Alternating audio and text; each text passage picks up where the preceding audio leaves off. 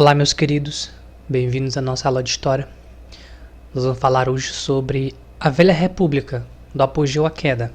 Nós vamos fazer um pente fino, vamos fazer um resumo de tudo e de todos os pontos, para não ficar nenhuma sombra de dúvidas, acrescentar algo, partes que o livro não coloca, mas que é muito importante vocês aprenderem, e vamos introduzir só um pouquinho da nossa unidade 3, que fala sobre as oligarquias. Mas para vocês entenderem sobre oligarquias, teremos que entender como funcionou a queda do Império. Então vamos estudar a Velha República, do apogeu à queda. Começamos aqui com a agenda, matemática, história. Nossa live tenta entrar um pouco mais cedo, 10 minutinhos mais cedo, 9h50 para a gente fazer um teste lá. 9h55 eu estou mandando o link para a gente poder testar o Google Meet para quem tiver algum problema técnico, para dar tempo de até 10h10 a gente já está começando. Vamos iniciar. O segundo reinado. Como vocês poderiam me dizer quando inicia o segundo reinado? Porque existiu o primeiro reinado e existiu o segundo reinado. E o segundo reinado ele foi dividido entre o seu início, o seu apogeu e o seu declínio. Na metade do século XIX, aconteceu um evento no Brasil conhecido como Abolição do Tráfico Negreiro, de 1850 a 1870. Abolição do Tráfico Negreiro. E com a abolição do tráfico negreiro, a gente começa a metade do segundo reinado de Dom Pedro II. E com a abolição do tráfico negreiro, apareciam alguns problemas. Mas o que acontecia no mundo nessa época? Bom, o mundo passava por muitas mudanças. Uma delas era que de 1848 a 1850 acontecia a Revolução Francesa, que é conhecida como a Revolução Cultural, uma revolução em que estava mudando, acontecia a divisão entre partidos do movimento de resistência que queria fazer a Revolução Portuguesa. Lá estava acontecendo, já existia lá a república, diferente do Brasil, que ainda não vivia república. Então vocês veem que o Brasil tinha alguns reflexos da mudança que ele queria, porque ele via outros países que já passaram por essa mesma mudança e viram que o império era insustentável devido a vários fatores. E outra que acontecia era a Revolução Inglesa. Não era a Revolução Cultural, mas sim a Revolução Tecnológica. A gente sabe que a gente já entrou na Idade Contemporânea. Na Idade Contemporânea ela é conhecida pelas grandes invenções. E a Revolução Inglesa, ela faz parte desse movimento das grandes invenções, junto com os Estados Unidos. Continuando. No segundo reinado, aconteceu fatos importantes. Um deles foi a Guerra do Paraguai. O que foi a Guerra do Paraguai? A Guerra do Paraguai ela foi uma briga, uma disputa por um território entre os países Argentina, Uruguai, né, e o Paraguai. Esse local era conhecido como Prata, que ele pertencia aos espanhóis, mas que a Argentina proclamou a independência dele. Então a Guerra do Paraguai era uma disputa dessa terra, que infelizmente, como o Brasil tinha comércio com a Argentina, o Uruguai, então eles se sentiram na defesa de entrar na guerra pela Argentina e Uruguai contra o Paraguai. Daí o início da guerra feita por Dom Pedro II. E ela teve um alto custo e a prioridade era enorme para Dom Pedro II, porque ele queria aliados para quem pudesse comercializar no futuro próximo. Nessa mesma época, a economia cafeira do Brasil estava crescendo e se desenvolvendo sem a ajuda do governo, sem a ajuda de Dom Pedro II, o Império.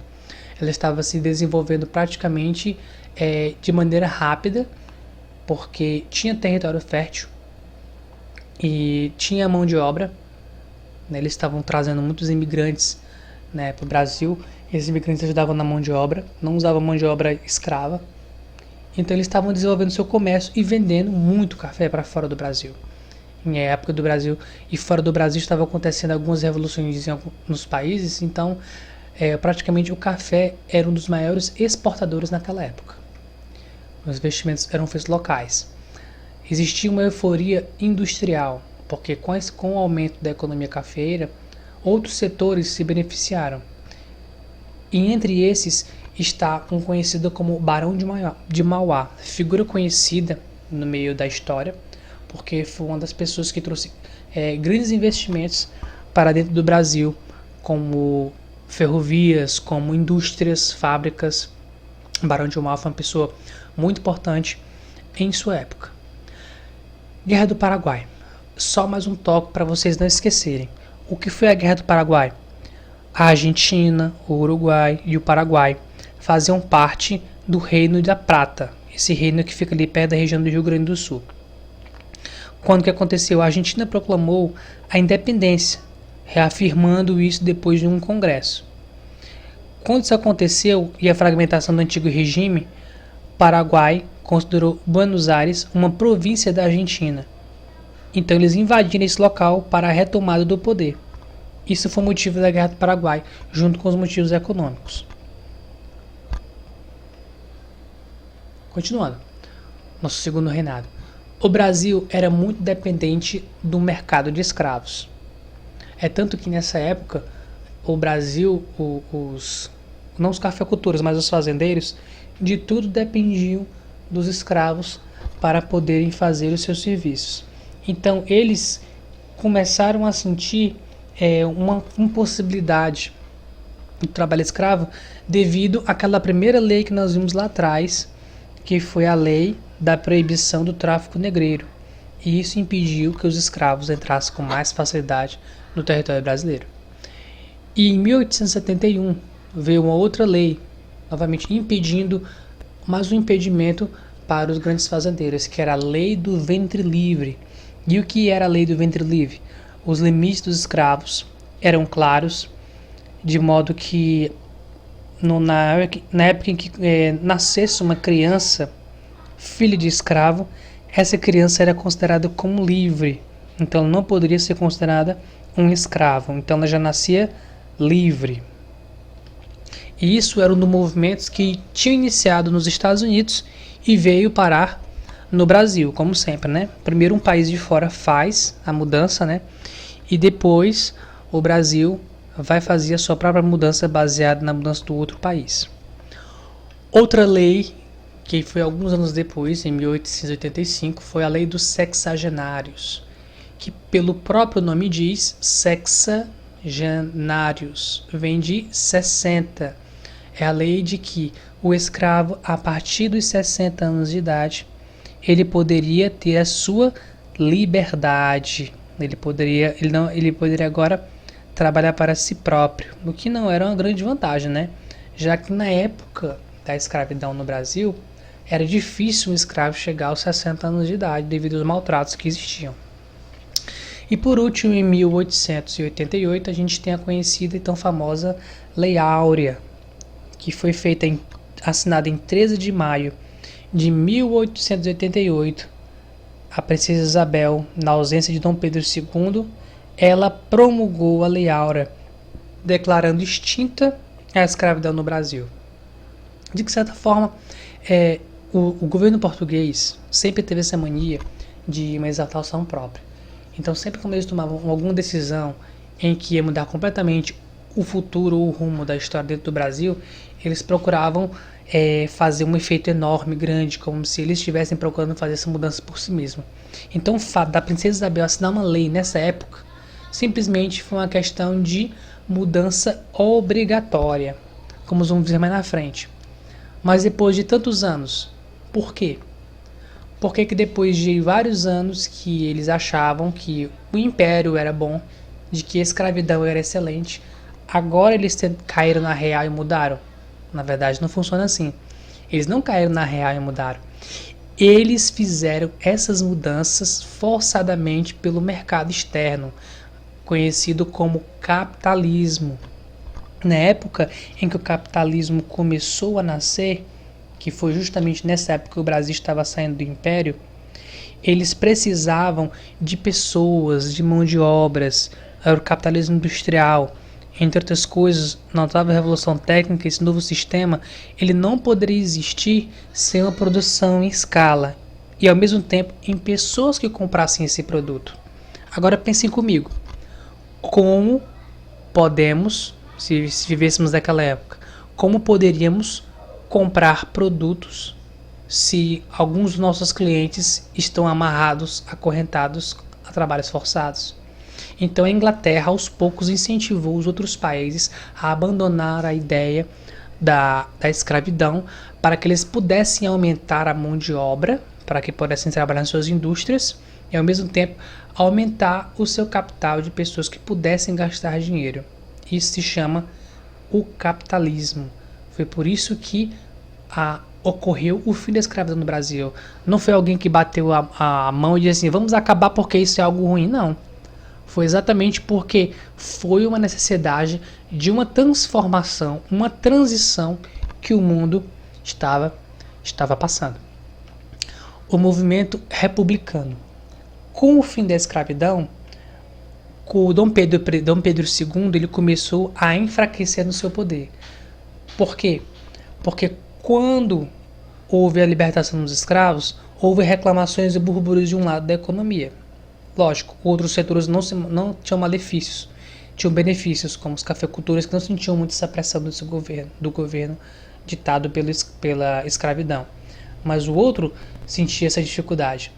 Então, ele com essa disputa de um lado e de outro, de um grupo que apoiava continuar a escravidão, do grupo que não apoiava a escravidão, do grupo que apoiava abraçar esse novo capitalismo que estava nascendo, que esse capitalismo viria junto com a república. Existia um outro grupo que abraçava o poder do império, o poder da monarquia, dada por Dom Pedro I e Dom Pedro II.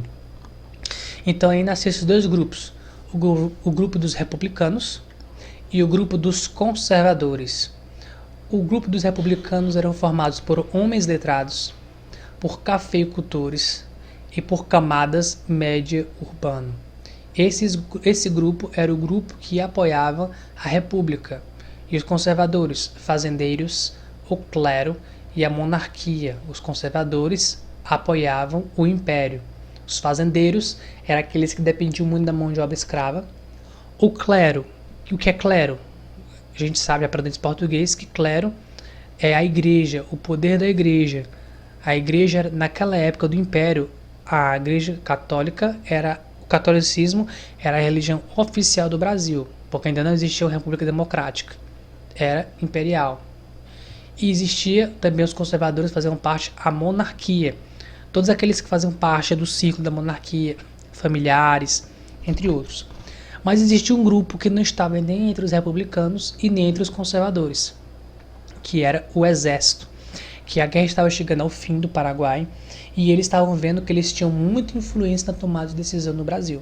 E vamos ver lá na frente quão essa influência cresceu para a tomada de decisão para que o Brasil se tornasse república. A proclamação da república. Só dois grupos tomaram as rédeas da proclamação da república: o exército e o Partido Republicano. Eles juntaram força, mas no sentido de que o Partido Republicano apoiaria a causa, mas empurraram o exército para tomar conta do Brasil, para que ele pudessem iniciar esse novo modo, o modo republicano. E em 15 de novembro de 1889 foi proclamada a República do Brasil. Agora nós fazemos parte da República do Brasil. República Velha. Quando nós iniciamos a República, com o Marechal Deodoro da Fonseca, que foi um militar, e tivemos depois Floriano Peixoto, que foi outro militar, e lá na frente nós também temos Prudente de Moraes, que já não era mais militar. Então temos alguns presidentes aí. Então temos uma divisão entre presidentes militares e não militares. A República da Espada, o nome já diz espada porque eles eram militares. República Oligárquica, a República da Espada, composta por militares, e a República Oligárquica, composta por civis. E nós tivemos 13 presidentes que compõem o rol que tomaram conta do nosso país nesse período da República Velha. Então, por que se chama República Velha? Porque foi dividida em duas etapas: República da Espada e República Oligárquica. E o que foi a República da Espada? foi a época em que os militares estavam no poder. E o que foi a República Oligárquica? Foi a época em que os presidentes eram pessoas civis de grande influência para a nação. Atividades no caderno. Vocês vão copiar essas atividades no caderno, vão resolver. Primeira questão, o que marcou o início do segundo reinado?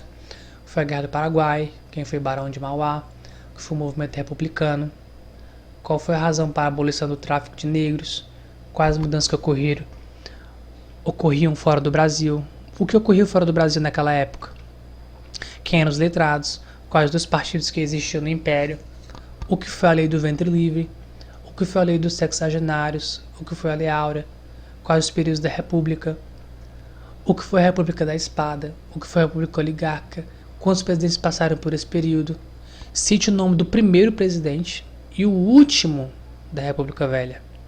E a última, 17, você vai pesquisar em 5 linhas sobre a história de Barão de Mauá. Então você abaixo da 17 faz 5 linhas sobre esse grande investidor que teve no Brasil na época do Imperial para a República, conhecido como Barão de Mauá. É isso aí, pessoal. Espero que vocês escutem com calma, prestem atenção, anotem tudo, porque é muito importante para as nossas provas. Algumas questões das provas já estão aqui nessa aula, então, atenção. Tchau e até amanhã.